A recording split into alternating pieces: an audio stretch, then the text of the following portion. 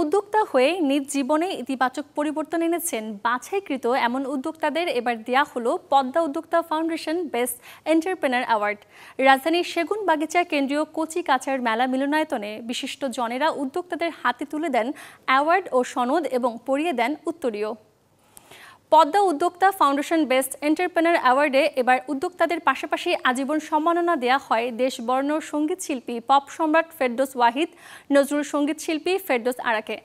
আয়োজনে লাইফস্টাইল সাংবাদিকতায় অবদান রাখা ও উদ্যোক্তাদের ঘুরে দাঁড়াতে সহযোগিতার জন্য বেস্ট লাইফস্টাইল জার্নালিস্ট অ্যাওয়ার্ড দেওয়া হয় চ্যানেল 24-এর সাংবাদিক গাজী আনিসকে। এছাড়াও সম্মাননা পান অভিনেত্রী রুনা খান, তানহা তাসনিয়া, কোরিওগ্রাফার গৌতম সাহা ও ইভান শাহরিয়ার সোহাগ। প্রতিটা উদ্যোক্তাই কাজ করছে দেখছি, এইসব যারা কাজ করতে পারছে না এইসব উদ্যোক্তাদেরকে তুলে নিয়ে আমরা কাজ করব। আমাদের পদ্মা উদ্যোক্তা ফাউন্ডেশনের সাথে নিয়ে কাজ করব।